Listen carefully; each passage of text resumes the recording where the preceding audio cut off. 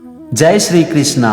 आज हम समझेंगे श्रीमद् भगवद गीता की 6ठे अध्याय का 27वां श्लोक। इस श्लोक में भगवान श्री कृष्ण अर्जुन से कहते हैं, प्रशांत मन संयोनम योगिनम सुखमुत्तमम उपैति शांत रजसम ब्रह्मभूत कल्मषम।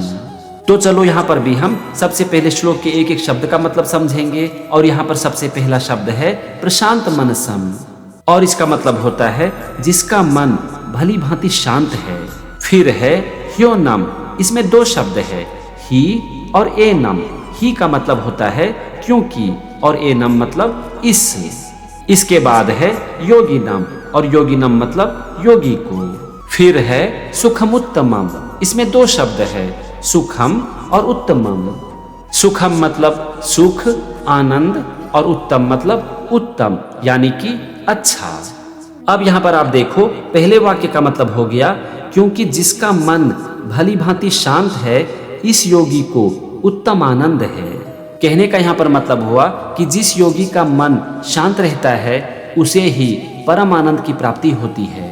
अब हम आते हैं दूसरे वाक्य पर, और यहाँ पर सबसे पहला शब्द है उपैति, और उपैति का मतलब होता है प्राप्त होता है। फिर है शांत रजसम, और इसका मतलब होता है जिसका रजोगुण शांत हो गया है। रजोगुण एक ऐसा गुण है जिसके द्वारा हमारे अंदर इच्छा जन्म लेती है, कामना जन्म लेती है। इसके बाद अंतिम शब्द है ब्रह्मभूत कल्मषम। इसमें दो शब्द है, ब्रह्मभूतम और अकल्मषम।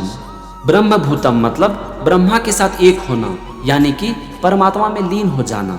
और अकल्मषम मतलब जो पाप से रहित है, यानी कि पाप से मुक्त है। अब यहाँ पर आप देखो, दूसरे वाक्य का मतलब हो गया जो पाप से रहित है और जिसका रजोगुण शांत हो गया है, वो ब्रह्मा के साथ एक हो जाता है और ब्रह्मा को प्राप्त कर लेता है, परमात्मा को प्राप्त कर लेता है। ये था श्लोक के एक एक शब्द का मतलब और दोनों वाक्य का मतलब। चलो अब हम समझते हैं पूरे श्लोक का मतलब। यहाँ पर भगवान श्री कृष्ण अर्जुन से कहते हैं कि हे अर्जुन, क्योंकि जिसका मन भली भांति शांत है, जो पाप से रहित है और जिसका रजोगुण शांत हो गया है, ऐसे योगी ब्रह्मा के साथ एक हो जाता है और उत्तम आनंद को प्राप्त कर लेता है।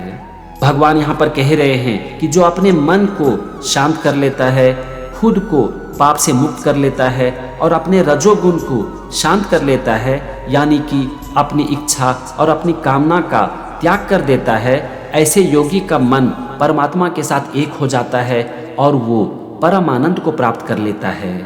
कहने का मतलब हुआ कि अगर आप परम आनंद को प्राप्त करना चाहते हो तो सबसे पहले अपने मन को शांत करो, खुद को पाप से मुक्त करो और अपनी समस्त इच्छाओं और कामनाओं का त्याग करो और खुद को परमात्मा में स्थित कर लो।